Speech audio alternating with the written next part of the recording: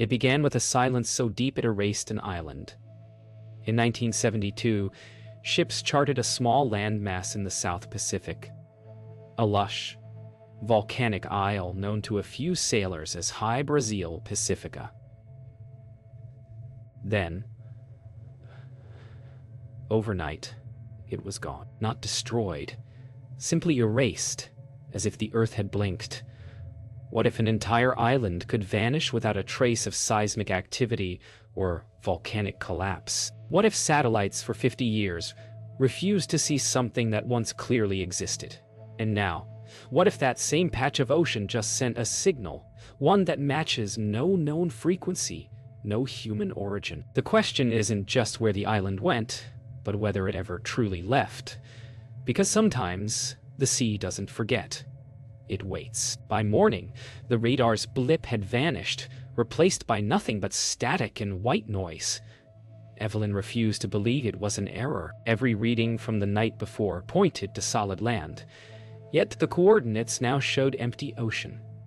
As the sun rose, the sea looked calm, deceptively ordinary, masking the secret beneath. Marcus cross-referenced old maritime logs, discovering identical reports from 1972. Crews seeing the same phantom island before it disappeared. The realization settled heavy on them. History wasn't repeating. It was resurfacing. Kaito recalibrated the sonar, but the readings kept showing faint, rhythmic echoes, too regular to be geological. It was as if something below was pulsing deliberately, a heartbeat beneath the ocean. Evelyn felt a hum through the floor plates, a vibration that made her chest tighten. Lena, ever curious, recorded everything. Her lens caught something none of them noticed. A flash of movement beneath the waves, a shape too structured to be natural. Night fell again, but the air felt charged.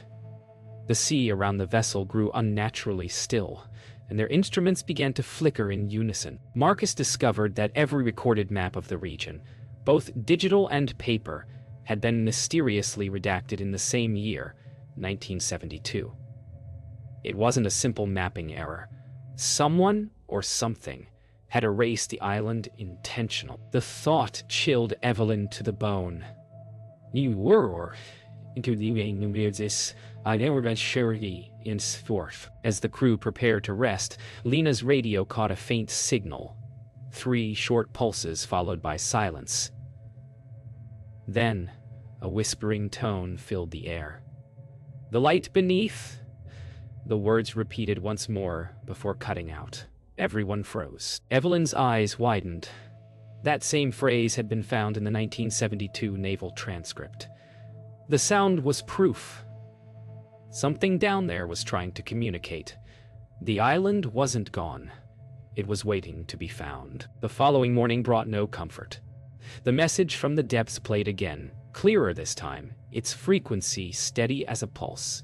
Evelyn, sleepless and entranced, began analyzing it frame by frame. Each beat translated into numerical intervals, latitude and longitude markers. When she overlaid them onto declassified naval maps, the coordinates aligned perfectly with the missing island. Marcus muttered under his breath that this wasn't a signal, it was an invitation. The realization left the crew in stunned silence as the fog began to return, curling around the ship like a living thing. Kaito recalibrated the sonar to the new coordinates, but something strange happened. The sonar beam refused to reflect back, as if space itself folded where it pointed. He tried again, amplifying the range, and for a split second, the machine emitted a low resonance that made the entire ship tremble. Evelyn steadied herself against the console as the sound burrowed into her chest. The readings made no sense. The beam was bouncing off nothing yet returning data. It was as if the ocean had depth where no seafloor existed. Marcus, combing through Evelyn's research logs, stumbled upon a forgotten Cold War project codenamed Operation Mirage. It was a multinational effort to suppress something found beneath the South Pacific floor. Something that defied radar. Orsh. He uncovered photographs stamped with government seals, showing the same coordinates Evelyn had rediscovered. Each photo was dated 1972, each labeled containment. The island's disappearance wasn't an accident of nature. It was deliberate. Someone had buried a secret under the waves and erased the evidence from every map on Earth. Lena turned her camera toward Evelyn as she decoded the numbers. The journalist in her couldn't resist asking, if this island was erased, who did it? Evelyn paused, her eyes fixed on the screen. Not who, she said quietly. What? Outside, a sudden gust tore through the fog, and for an instant, the sea glowed faintly beneath the ship. A faint aurora, shifting green and violet. Kaito's instruments picked it up immediately. A rising electromagnetic field emanating from the coordinates below. The island wasn't gone, it was awakening. Captain Hugo Morel stood at the helm, his weathered hands gripping the wheel as the fog thickened into a wall. We're heading straight into it, he warned, but Evelyn's voice was steady, almost hypnotic, as she replied, That's exactly where we need to be. The hum beneath the ship deepened into a bass note that vibrated through every bolt. Lena filmed in silence, her lens capturing something strange. The fog wasn't dispersing. It was swirling in perfect spirals following them. Marcus checked the radar one last time and whispered, It's back. The island had returned to the screen. For the first time in 53 years, satellite feeds from the South Pacific registered a disturbance, an energy flare invisible to the naked eye but unmistakable in thermal imaging. Evelyn watched in stunned silence as live data confirmed it. The anomaly was rising. Marcus whispered that the pattern matched the ancient island's topography exactly. Kaito recorded fluctuations, spiking off the charts, his instruments unable to calibrate fast enough. Lena's camera trembled as she zoomed in on the radar, where a faint shape pulsed rhythmically, like a heart emerging from the deep. The following night, the ship drifted directly above the coordinates. The ocean was unnaturally still, as if waiting. Evelyn lowered a submersible drone equipped with thermal and optical sensors. As it descended, the camera feed flickered, then stabilized, revealing what looked like stone columns beneath layers of coral and silt. Marcus recognized the structure instantly from archived photos, the ruins of High Brasil Pacifica. Yet something was different. The stones pulsed faintly with light, like veins of living rock. Kaito's readings confirmed energy levels no natural formation could produce. The island wasn't just returning. It was alive. Then came the sound, a low resonance rising from the ocean depths, deep and steady, like a chant made of machinery and thunder. It didn't echo through the air.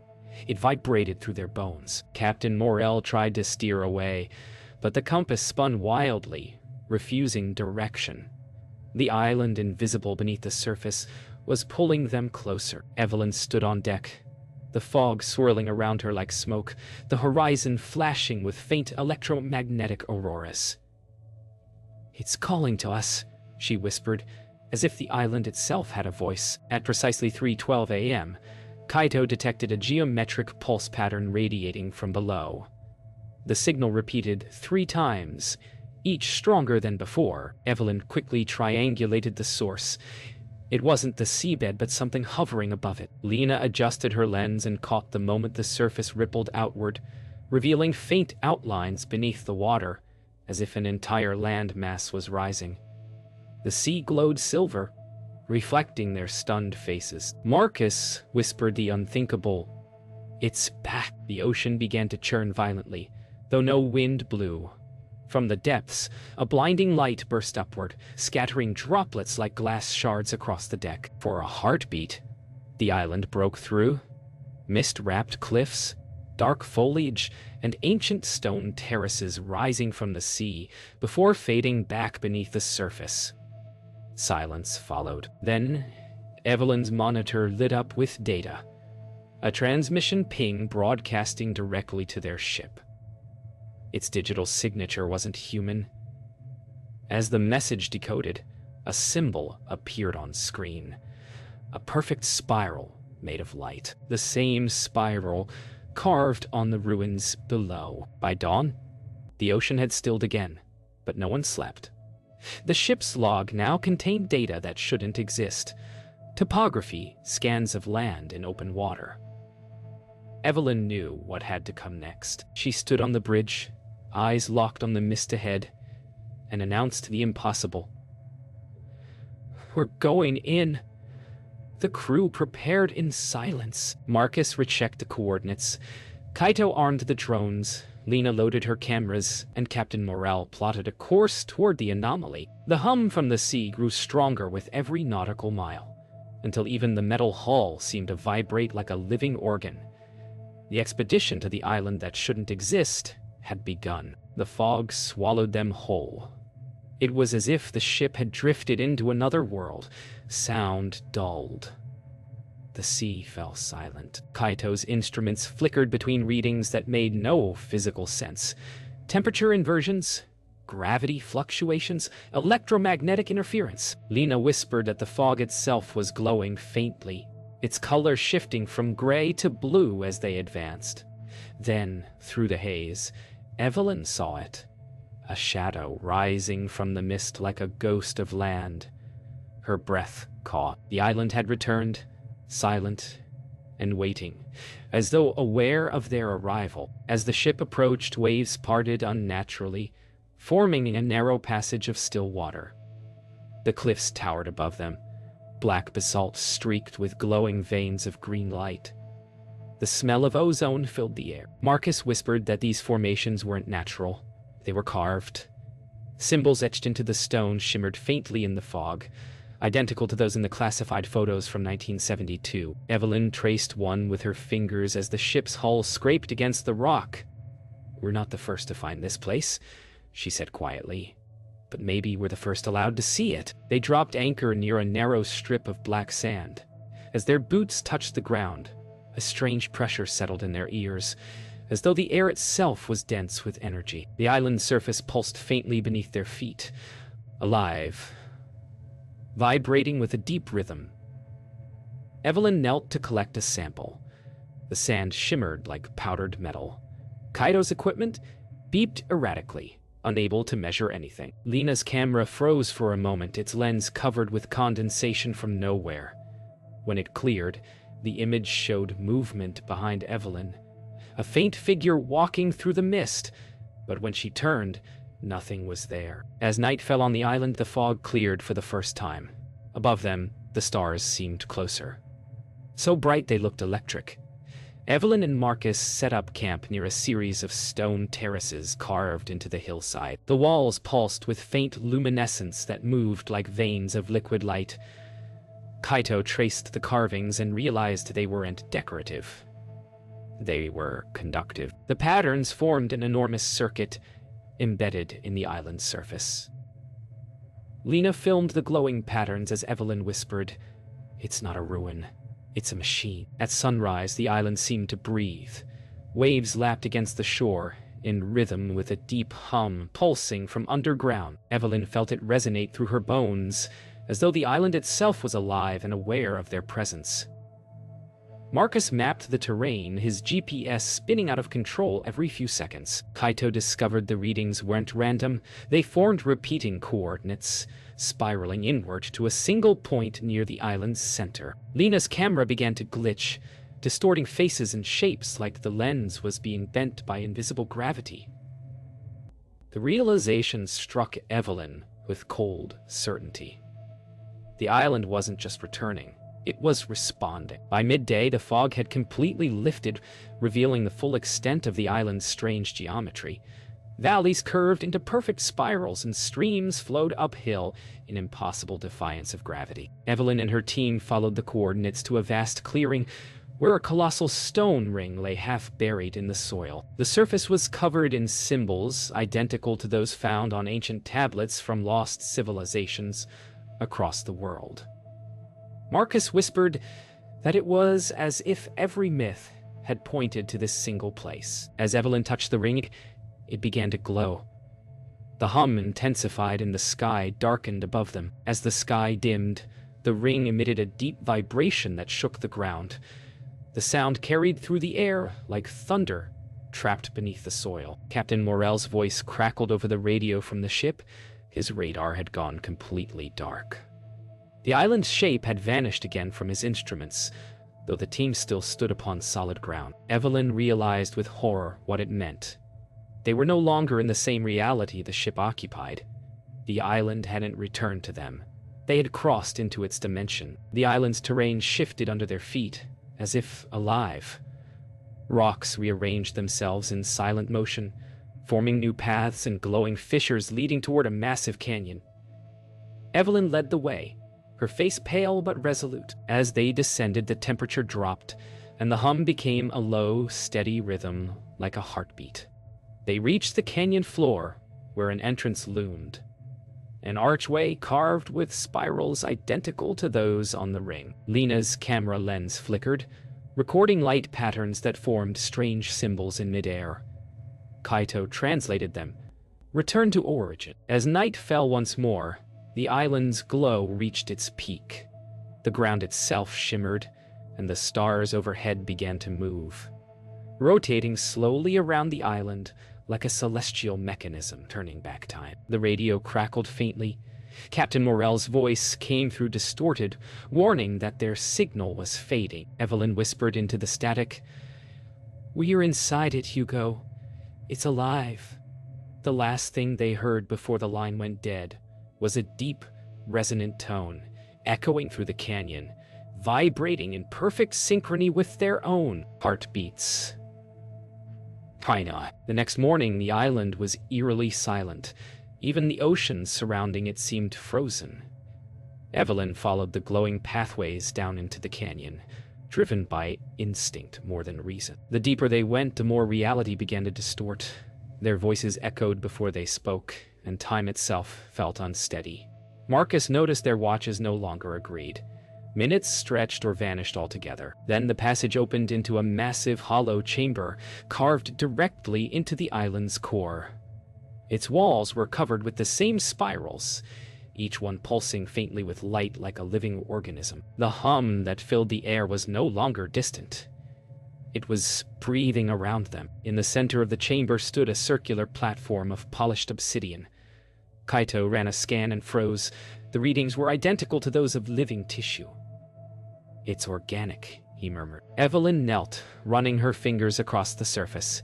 It was warm, pulsing faintly beneath her touch. Lena recorded every second, her voice trembling as she whispered that the platform's rhythm matched their heartbeats. Suddenly, the spirals on the walls brightened, and the hum turned into a low, melodic vibration, almost like a voice forming a single, wordless song. The island wasn't just alive, it was listening. Without warning, the platform emitted a beam of light that shot upward, filling the cavern with floating particles like stars suspended in air. Each particle shifted, forming symbols and shapes, maps, equations, constellations. Evelyn realized with awe that the holographic display was showing coordinates not of this planet, but others. Dozens of locations across oceans and continents glowed in midair, Marcus whispered. "They're all islands." The truth struck them all at once. High Brazil Pacifica wasn't alone. It was part of a network, a global pattern buried beneath the seas, awakening piece by piece. The temperature plummeted as the light intensified. A deep rumble echoed through the chamber, followed by an eerie silence. Then from the shadows came movement, fractures opening along the floor as liquid light seeped upward, forming veins that stretched toward the walls. Kaito shouted that the readings were off the scale. Whatever the island was, it was activating. Evelyn realized they might have triggered something ancient, something not meant to be disturbed. The air thickened, heavy, with static and whispers that seemed to come from nowhere and everywhere at once. "It's communicating," she whispered. "But with what?" The chamber began to collapse around them. Stone cracked, and the platform's glow intensified into a blinding flare. Evelyn shouted for everyone to retreat, but the sound of her voice was swallowed by the vibration. For an instant, she saw something. An image burned into her mind, a colossal structure beneath the ocean floor, connected to others by threads of light stretching across the globe. Then the vision vanished, the hum ceased, and the island fell silent once more. When the dust cleared, the platform was dark, but Evelyn's scanner still pulsed with one final reading. Coordinates that didn't exist on any map. Not yet. They emerged from the canyon battered and shaken. Behind them, the ground trembled, and the island began to sink once again into the ocean's depths. Evelyn turned for one last look. Mist rolled down the cliffs like smoke, retreating into the sea. Marcus dragged the waterproof data case aboard the small landing boat, while Kaito clutched the damaged scanners against his chest. The hum they'd heard since arriving faded into nothing, replaced by an unnatural silence. The sea began to reclaim the sand beneath their feet. "It's leaving," Lena whispered, camera still rolling. Evelyn looked back toward the fading shoreline and said softly, "No, it's hiding again." By the time they reached the Odyssean, the island was gone. The radar displayed only open water where they had stood just hours before. Captain Morrell looked at them with disbelief, his weathered face pale. "It's not possible," he muttered. Evelyn said nothing, her eyes fixed on the waves. She connected Kaito's surviving data to the ship's computer, her hands trembling. As the files decrypted, the screens filled with coordinates, dozens of them, each scattered across the globe. Marcus leaned forward, realizing the truth. Every coordinate marked a place where legends spoke of disappearing lands, phantom islands, or unnatural lights beneath the sea. The decrypted data contained more than coordinates. It contained a pattern, a rhythmic frequency embedded within the signals themselves. When Evelyn overlaid the pulses onto a global map, the pattern resembled the very same spiral carved into the island's walls. It stretched across continents, linking tectonic plates, magnetic fields, and ancient ruins. "It's a network," Kaito whispered. "Not built by us." Marcus stared at the glowing spiral expanding across the globe and muttered, "Maybe Earth's not what we think it is." The silence that followed was heavier than fear. It was realization. That night, while the others slept, Evelyn sat alone on the deck, staring into the empty horizon. The stars above seemed unnaturally still. She replayed the final recording from the chamber, the moment before it collapsed. The sound wave, when slowed down, revealed something impossible, a voice buried in the frequency. Not human, not mechanical, just a single phrase, translated by the AI into 6 words. "Return to origin. We are waiting." Evelyn's eyes filled with tears. Whatever the island was, it wasn't destroyed. It was communicating, perhaps even preparing. She realized then, the world wasn't ready for what they'd awakened. Weeks later, back on the mainland, the footage from Lena's cameras went viral before being confiscated. Official statements dismissed it all as a hoax, another maritime myth reborn for the digital age. But Evelyn knew better. Late one night, she stood alone in her lab, watching live satellite feeds of the Pacific. Then, without warning, the same spiral of light appeared again. This time, larger, pulsing slowly across the ocean floor. She whispered into the empty room, "You're back?" The monitor flickered once, and a new coordinate appeared, blinking softly, this time on the opposite side of the world. The story of Hy Brasil Pacifica wasn't over. It had just begun.